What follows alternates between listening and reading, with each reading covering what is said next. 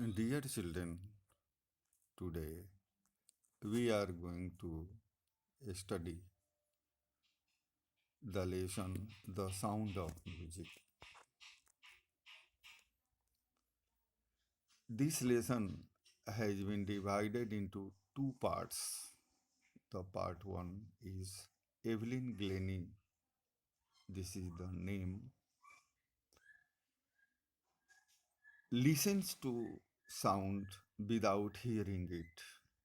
It means she does not use her ears to listen a thing. It means she listens the things by vibration of the sound. God may have taken her hearing, but she has given her back something extraordinary. What we hear, she feels far more deeply than any of us. That is why she expresses music so beautifully. Read the following account of a person who fought against a physical disability and made her life a success story. What was her physical disability? She was deaf. She was unable to hear by ears, but she was a great musician of the world. Now we start the lesson. Rush hour crowds jostle for position on the underground train platform. A slight girl, means a small and thin girl, looking younger than her 17 years, was nervous yet excited as she felt the vibrations of the approaching train. It was her first day at the prestigious Royal Academy of Music in London and daunting enough for any teenager fresh from a Scottish farm. But this aspiring musician faced a bigger challenge than most. She was profoundly deaf. Profoundly is deeply deaf. Evelyn Glennie's loss of hearing had been gradual. Her mother remembers noticing something was wrong when the 8-year old Evelyn was waiting to play the piano. They called her name and she did not move. It means she did not listen the thing. I suddenly realized she had not heard, says Isabel Glennie, who was mother of Evelyn. For quite a whole, Evelyn managed to conceal his height, her growing deafness from friends and teachers. But by the time she was 11, her marks had deteriorated and her headmistress urged her parents to take her to a specialist. It was then discovered that her hearing was severely impaired as a result of gradual nerve damage. They were advised that she should be fitted with hearing aids and sent to a school for the deaf. Everything suddenly looked black, says Evelyn. But Evelyn was not going to give up. She was determined to lead a normal life and pursue her interest in music. One day she noticed a girl playing a xylophone and decided that she wanted to play it too. Most of the teachers discouraged her, but percussionist Ron Forbes Percussionist is tabla vadak. He was Ron Forbes, spotted her potential. He began by tuning two large drums to different notes. Don't listen through your ears. He would say, try to sense it some other way, says Evelyn.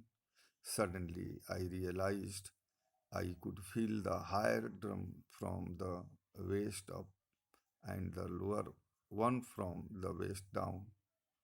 Forbes repeated the exercise, and soon Evelyn discovered that she could sense certain notes in different parts of her body.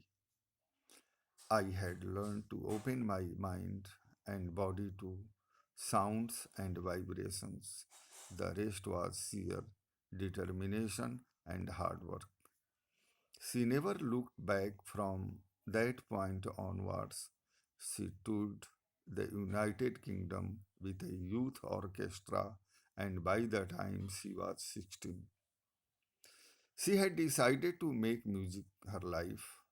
She auditioned for the Royal Academy of Music and scored one of the highest marks in the history on the academy.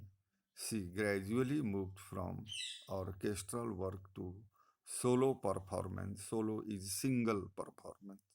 At the end of her 3 years course, she had captured most of the top awards. And for all this, Evelyn would not accept any hint of heroic achievement. If you work hard and know where you are going, you will get there. And she got right to the top. The world's most sought after multi percussionist with a mastery of some thousand instruments and a hectic international schedule. It is intriguing to watch Evelyn function so effortlessly without hearing. In our 2 hour discussion, she never missed a word. Men with busy beards give me trouble, she laughed. It is not just watching the lips, it is the whole face, especially the eye. She speaks flawlessly with a Scottish lilt. My speech is clear because I could hear till I was 11. She says, but that does not explain how she managed to learn French and master basic Japanese. As for music, she explains, it pours in through every part of my body. It tingles in the skin, my cheekbones, and even in my hair. It means she was able to listen music through her hair, cheekbones, and skin.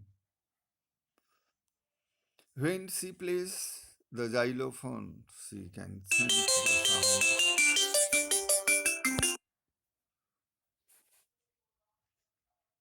mm,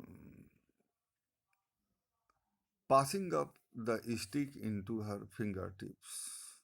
By leaning against the drums, she can feel the resonance flowing into her body. On a wooden platform, she removes her shoes so that the vibrations pass through her bare feet and up her legs. Not surprisingly, Evelyn delights her audiences. In 1991, she was presented with the Royal Philharmonic Society's prestigious Soloist of the Year award, says master percussionist James Blades. God may have taken her hearing, but he has given her back something extraordinary. What we hear, she feels. far more deeply than any of us. That is why she expresses music so beautifully. Evelyn confesses that she is something of a workaholic.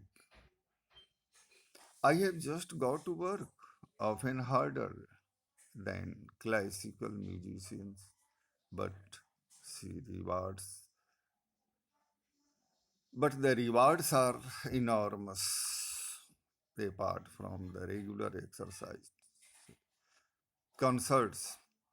Evelyn also gives free concerts in prisons and hospitals. She also gives high priority to classes for young musicians.